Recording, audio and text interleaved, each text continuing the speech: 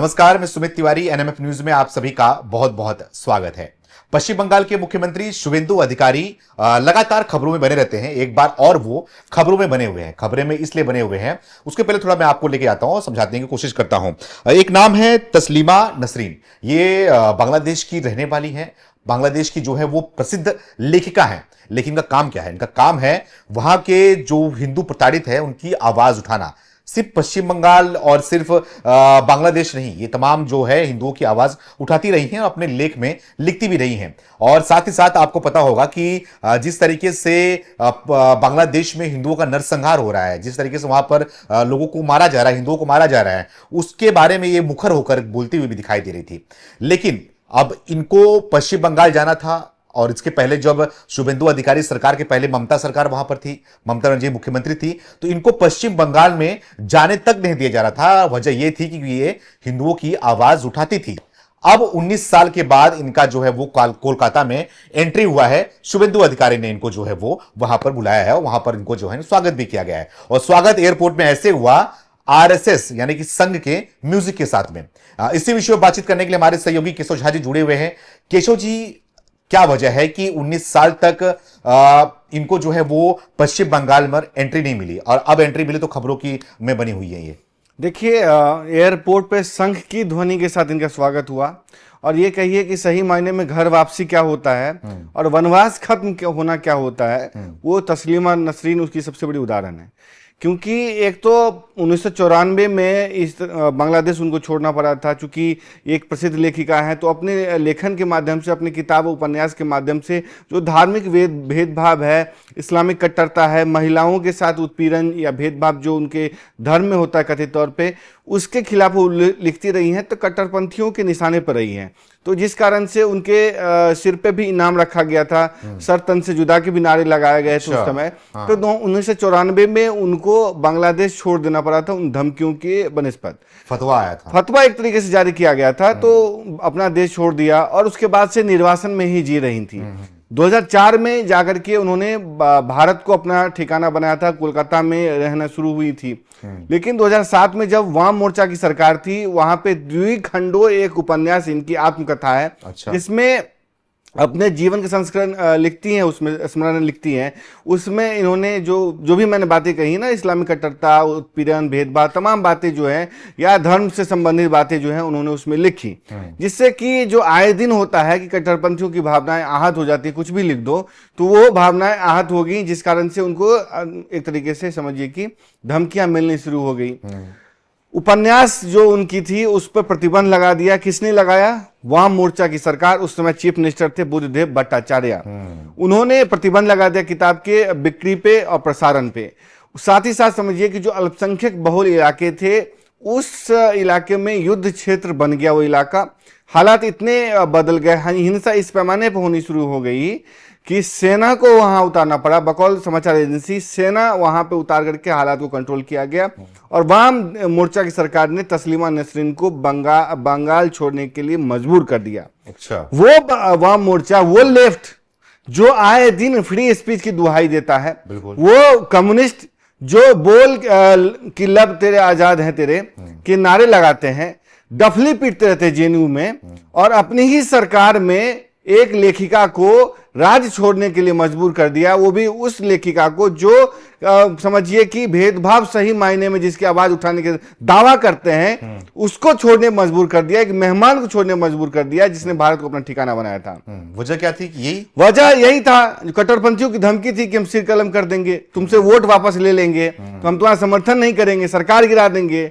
और तो नाराजगी जो है झुका दिया। अल्पसंख्यक तुष्टीकरण तो आप जानते हैं किस लेवल पे होता है। उसी वाम मोर्चा की सरकार में आपको पता है कि ओबीसी आरक्षण में मुस्लिमों को शामिल किया गया। ममता बनर्जी ने उसको बढ़ाया था। तो तुष्टीकरण का पैमाना किस लेवल पे था? क्योंकि एक थोक में वोट मुस्लिमों का मिलता था, तो कट्टरपंथियों की धमकी के आगे उनको झुकना पड़ा।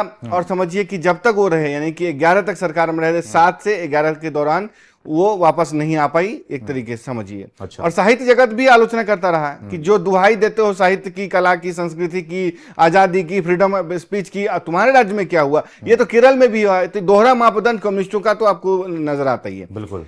असल खेल शुरू होता है ममता बनर्जी के आने के बाद। ममता बनर्जी ने लेफ्ट की सरकार को उखाड़ फेंका। बिल्कुल। लेकिन वही मुस्लिम वोट बैंक शिफ्ट हो गया किसके तरफ? ममता बनर्जी की तरफ। तो आपको पता है कि ममता बनर्जी एक कदम आगे चढ़ने के लिए जानी जाती है। उन्होंने उसको एक तरीके से वो सब किया जो जो चाहते थे। वही शुभेंदु अधिकारी बार बार कहते हैं, मुझे कमजोर सीएम मत समझना जिसे तुम अपने वोट बैंक का हवाला दुहाई दे करके जो मन हुआ सो काम करवाए। चाहे मदरसा में वजीफे की बात हो, उसके मदरसा टीचर्स की बात हो, राम पर प्रतिबंध लगाने की बात हो, दुर्गा पूजा पर प्रतिबंध लगाने की बात हो, रामनवमी प्रतिबंध लगाने की बात हो, राम के नारे से खौफ की बात हो, गुस्से की बात हो, तमाम वो काम तुमने किए जो कट्टरपंथी चाहते थे, डर करके वोट बैंक की आड़ में तुष्टिकरण की राजनीति के तहत। तो कुल मिलाकर के 11 से 15 साल तक का जो शासन रहा, 26 तक, उसमें समझिए कि वो नहीं आ पाए थे। 25 में सामिक भट्टाचार्य जो है बीजेपी के राष्ट्रीय सांसद और मौजूदा जो बीजेपी के प्रदेश अध्यक्ष, उन्होंने मांग उठाई थी उनको ले जाने के लिए, लेकिन सरकार गई। तो समझिए कि ये कह लें कि शुभेंदु अधिकारी ने सुरक्षा की दुहाई दी, सुरक्षा गारंटी दिया, और जो सेक्युलर मंच है उसने भी एक कार्यक्रम का मतलब आयोजन किया था, जिसके कारण वो कोलकाता आई। तो समझिए कि एक तरीके से जो वनवास होता है ना, राम जी का 14 साल का था, इनका इस देश में 19 साल का वनवास हुआ, वो खत्म हुआ। और एयरपोर्ट पे नजारा देखने वाला था कि किस तरीके से मतलब अघोषित आपातकाल किसको बोलते हैं, अघोषित प्रतिबंध क्या होता है, वो बंगाल में देखा जा सकता था। तो 15 साल इधर और 4 साल उधर, तो यानी 19 साल हो गया।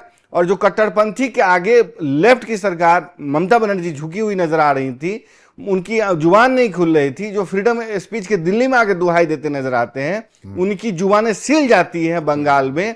और शुभेंदु अधिकारी ने दिखा दिया कि कट्टरपंथियों की छाती पे मूंग दलना क्या होता है, उन्होंने दिखाया। मतलब और वापसी कलाकारों को भी नहीं छोड़ा गया। अगर कलाकार, अगर लेखिका जो है अपने कलम से आवाज उठा रही हो, अगर लिख रही हो, तो उनको भी नहीं छोड़ा गया। और ये बात करते हैं कि देश के अंदर प्रधानमंत्री जो है वो आपातकाल लगा दिया है, और जो है वो यहां पर पूरी तरीके से किसको भी आजादी नहीं है, यहां पर लोकतंत्र की हत्या हो रही है। लेकिन पश्चिम बंगाल में देखिए किस तरह की हरकतें कर रही थी। पश्चिम बंगाल में गया था, वहां पर तो हर चीज आपको दिखाया था, कुछ भी बचा नहीं है ममता बनर्जी के कार्यकाल के बारे में। लेकिन अब जो खबर आपको बता रहे हैं हम, ये भी खबर बहुत बड़ी खबर है, किस तरीके से अब 19 साल के बाद जो है वो वनवास खत्म कर वहां पर जा रही हैं। एक लेखिका बीती शाम भी शुभेंदु अधिकारी ने एक तरीके से गारंटी दिया है कि जब मन हो तब आप कलकत्ता आइए, और एक तरीके से यहाँ रहिए, सुरक्षा की गारंटी दी जाती है। वो दिल्ली में रह रही हैं, रेजिडेंट और परमिट वीजा पे रह रही हैं लगातार, यहाँ पे सरकार उनको रख रही है, शेख हसीना को भी रख रही है। लेकिन यही समझिए कि जो आप बात कह रहे हैं कलाकारों को नहीं छोड़ा। देखिए, कलाकार को तब वो छोड़ते हैं अगर विक्टिम जो है मुसलमान होता वहां पे। यानी कि बांग्लादेशी लेखिका अगर किसी मुस्लिम जो विक्टिम के बारे में लिखते, हिंदुओं की आलोचना हो रही होती, तो उनको ममता बनर्जी नहीं छोड़ते। कट्टरपंथी भी सर आंखों पे रखती, सर आंखों पे रखते हैं। कम्युनिस्ट भी इनको सर पे बिठा के रखते हैं। लेकिन चूंकि वो बांग्लादेश के हिंदुओं की आवाज उठाती हैं, पाकिस्तानी हिंदुओं शरणार्थियों की आवाज उठाती हैं, क्योंकि देखिए एक तो इस्लाम की समझ है उनको, एक पढ़ी लिखी है, दिग्गज लेखिका है, बिल्कुल बंगाली भाषा की समझ है, बंगाली भाषा जानती, चूंकि बंगाली ही है। उर्दू की समझ है उनको, क्योंकि उर्दू अरबी उनकी एक धार्मिक मान्यता के अनुसार भाषा है। इंग्लिश की समझ है, और तो और एक अनुभव इतना अच्छा खासा है। तो बंगाली मुसलमानों की भाषा समझती हैं कि किस तरीके से क्या हो रहा है बांग्लादेश में। पाकिस्तान से उनकी जुड़ाव रहे हैं, तो समझिए कि पाकिस्तानी भाषा जानते। जुड़ाव इस सन से कि बांग्लादेश टूट करके ही बना है, तो किससे कहानियों के जरिए जो है चीजें आदान प्रदान होती हैं, किस तरीके से अत्याचार पाकिस्तान एस्टेब्लिशमेंट करता है, बंगालियों पे किस तरीके से पूर्वी पाकिस्तान में होता था, वो सब पता उनको। और तो और हालिया वाकया बताऊं तो पिछले साल दिसंबर में जो दीपू दास जो एक मजदूर था, उसकी हत्या हुई थी, निर्मम हत्या की गई थी, जलाकर मार दिया गया था। उसकी जो चूंकि बंगाल से कोई खबर आता है, कोई फेसबुक पोस्ट करता है, तो उसको फॉलो वही लोग करते हैं जो वहां से हों या उस पर नजर रखते हों। तो जाहिर सी बात है कि भारत का बंगाली मीडिया तो उस तरीके से नहीं कवर कर रहा था, क्योंकि वहां पे सरकार भी ममता बनर्जी की थी, तो उसको नहीं उठाना चाह रहा था, उठाने की हिम्मत भी नहीं थी, क्योंकि वहां पे सेंटिमेंट्स भड़क सकते थे, वहां आहत हो सकती थी कट्टरपंथियों की भावनाएं, इसलिए उसको एक तरीके से सुनियोजित चुप्पी थी। उसको उठाने का काम किया था तस्लीमा नसरीन ने, बिल्कुल। और न सिर्फ उन्होंने उठाया था बल्कि ये भी बताया था कि किस तरीके से मौलाना जो था, एक इमाम था लोकल मस्जिद का, उसने ही भीड़ को एकत्रित किया था, भड़काया था। दूसरी तरफ जो उसके खिलाफ जो इस निंदा के आरोप लगाए थे, धार्मिक सेंटिमेंट्स और इस्लाम के अपमान के जो आरोप लगाए थे, एक मुस्लिम सहकर्मी नहीं लगाए थे, जो समझिए कि इतना इनसिक्योर हो गया था जॉब को लेकर के, पैसे को लेकर के, उसने ही इससे बदला निकालने के लिए, खुन्नस निकालने के लिए उसकी हत्या कर दी थी, जिसका कि खुलासा इन्होंने लगातार किया, तमाम अपडेट्स जो है देते रहे।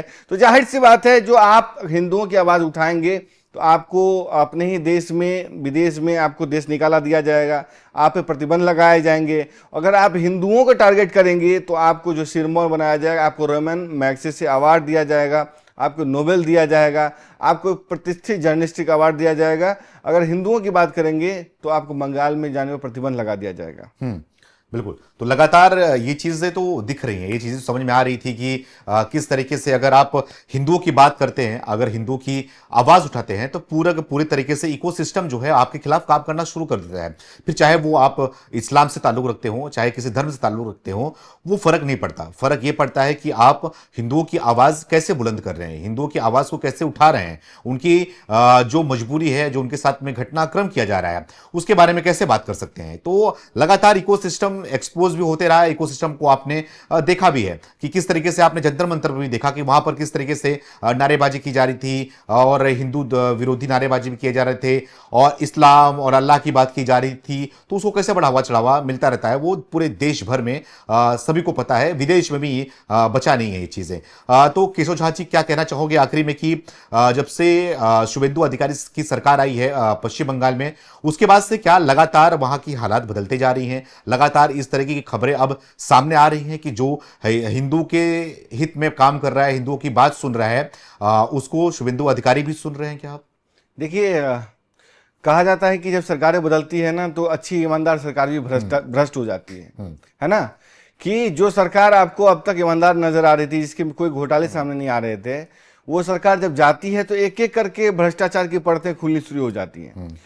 इसके साथ साथ एक और चीज होता है कि उस राज्य में जो कि दमन किस लेवल का था, किस लेवल की समझिए कि आपातकाल था, किस लेवल पे फ्रीडम ऑफ स्पीच पे हमले हो रहे थे, कट्टरपंथी कितने हावी थे, किस तरीके से अत्याचार किया जा रहा था, उसके भी खुलासे होते हैं। बंगाल में कुछ ऐसे ही हो रहे हैं कि सिक्योरिटी सिचुएशंस कैसे थे वो पता चल रहा है। किस तरीके से ममता बनर्जी का एक तरीके से पे कब्जा था कट्टरपंथियों का, किस तरीके से लॉबी काम करती थी इनके खिलाफ, ये सारा कुछ आपको खुल रहा है। अब तो पता चल रहा है कि किस काले दिन में बंगाल जी रहा था, वो अब जाकर के सामने आ रहा है। क्योंकि ममता बनर्जी दिल्ली आती थी तो एकदम बहुत चैंपियन करती थी डेमोक्रेसी की, मोदी के खिलाफ जो गुट है उसके नेता के तौर पे, लेकिन जब गई हैं तो ऐसा लग रहा है कि एक कैसी स्टेट्समैन थी जिसको ये पता नहीं चला कि उसकी पार्टी टूट रही है, जिसको टिकट दे रही है वही बगावती निकलेगा, पार्टी पूरी टूट जाएगी, फूट जाएगी, है ना। जिसको टीएमसी यूथ विंग का मतलब समझिए कि अध्यक्ष बनाया जा रहा है, वही बागी सांसदों के साथ शामिल है। यानी कि कुछ स्टेट्समैन की कलई खुल गई, यानी कि राज्य में इस लेवल पे ना इंडस्ट्री थी, न इकोनॉमी थी, न समझिए कि कुछ भी था। तो उस राज्य को कहां ले गए हैं, सिर्फ ये कि मोदी के नाम पे जो है विरोध करना है, कुछ मदरसों को वजीफा दे देना है, मौलानाओं को कुछ सैलरी बढ़ा देनी है, हाइक दे देनी है, और हिंदुओं को दबा देना है, राम के नाम पर भड़क जाना है, बाइट दे देना है।